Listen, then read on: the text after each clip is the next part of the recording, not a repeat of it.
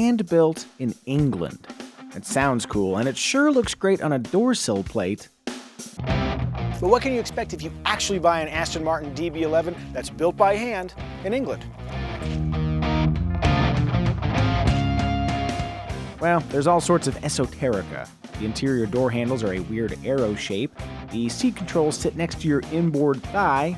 There's no exterior trunk release. Believe me, I looked. From the driver's seat, the steering wheel is angled slightly to the left. In familiar Aston fashion, the doors rise as they open. The turn signals sound oddly muffled. And with a keen eye, you can spot several bits nicked from Mercedes-Benz, including the infotainment interface and this box in the trunk that actually says Mercedes-Benz on it. But really, the first thing you'll notice after buying a DB11 is increased attention from strangers. From the tasteful Aston grille, past the curly-Q fender treatment, along the flowing roof strakes, through the blacked-out C-pillar, the DB11 looks like nothing else, earning it plentiful praise. Which is why when I say I prefer the DB9's cleaner, more graceful shape, it feels positively sacrilegious. What can I say? There's no accounting for taste.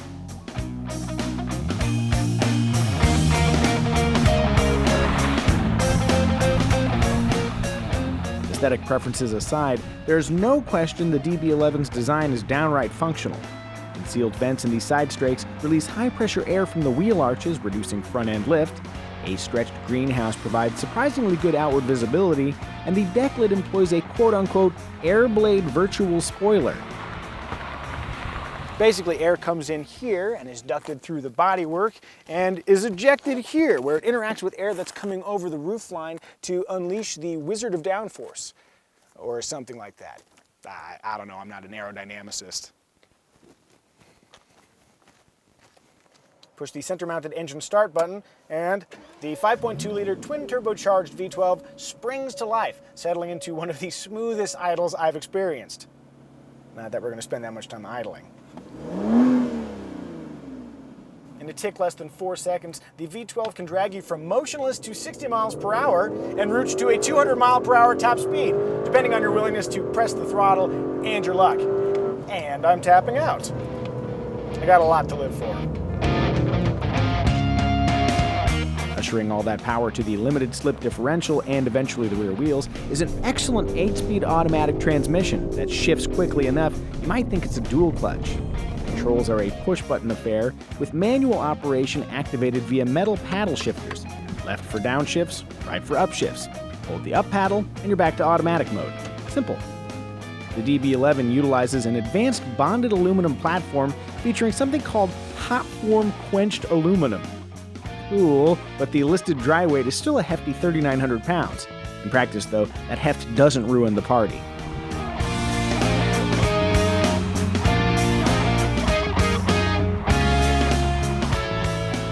The DB11 succeeds in large part because of an adaptive three-mode suspension. In GT mode, it truly is grand touring smooth. As your drive gets more serious, just use this steering wheel mounted button to stiffen the dampers, Sport mode for fun, or Sport Plus mode if there's money on the line.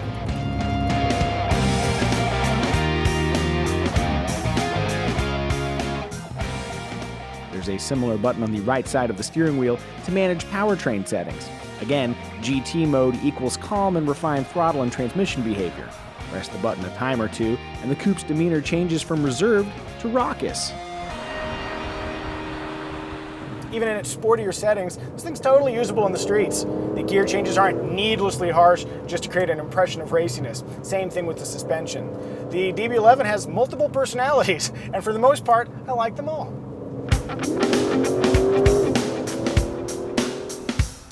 She'll cruise calmly, cocooning occupants in relative silence, and she dominates corners so effortlessly, the velocity is sometimes shocking. The Aston Martin DB11 really is a coupe for all occasions. Amid all that flowery praise, there are some quirks. While steady on center, the steering wheel's quick ratio can make cornering feel a little bit nervous. You nervous? There's also a fuel-saving engine start-stop feature that, if so inspired, you'll need to deactivate every time you press the start button.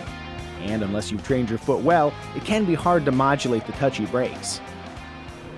But really the biggest challenge as a driver is managing the non-linear throttle response. Even with 12 cylinders of fury, there is a lag, then surge tendency when you roll on the throttle, which is exhilarating in a straight line and eye-opening in the corners.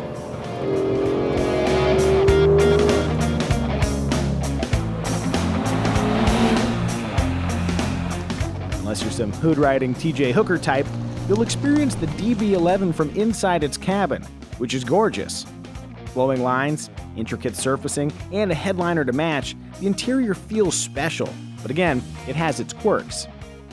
I nearly broke the center armrest the first time I got in until I realized it was powered.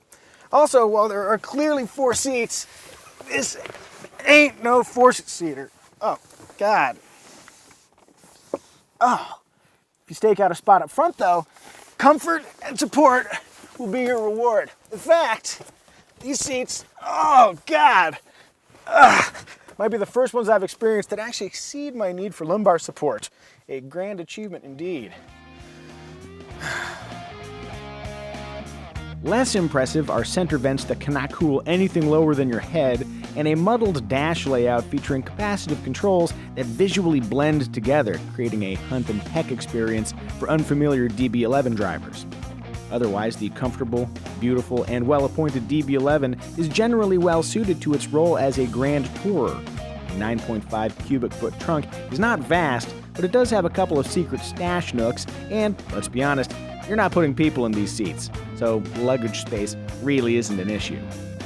Supporting the DB's long-haul talents are nifty standards like front and rear parking sensors, a 360 camera system, dual-zone climate control, vast swaths of leather, and an 8-inch infotainment system. Simpletons like me can get by just fine with a stock DB11, but fancier types might spring for ventilated seats, this optional touchpad with gesture controls, the previously mentioned powered armrest, a vast range of interior and exterior customization options, and a 1,000-watt Bang & Olufsen audio system. On second thought, I would definitely spring for that Bang & Olufsen audio system.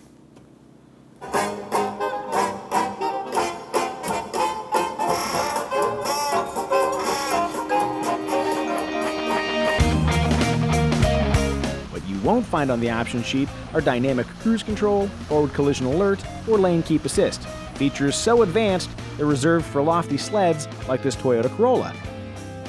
The DB11's nearly $215,000 base price, which includes a $2,825 destination charge but no gas guzzler tax, you could buy some lovely indulgences.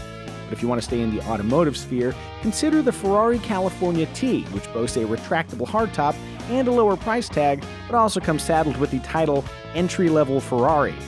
The Bentley Continental GT is another talented grand tourer that is both rapid and rapidly approaching the end of its life cycle. For more practical touring, the quicker and cheaper Porsche Panamera Turbo might do, or hey, how about the Lexus LC500? It's way cheaper than the Aston, it tours and sports like a champ, it's backed by Lexus's legendary reliability, and to some eyes, it looks loads better. All that said, buying a 6-figure grand touring coupe is an inherently irrational act.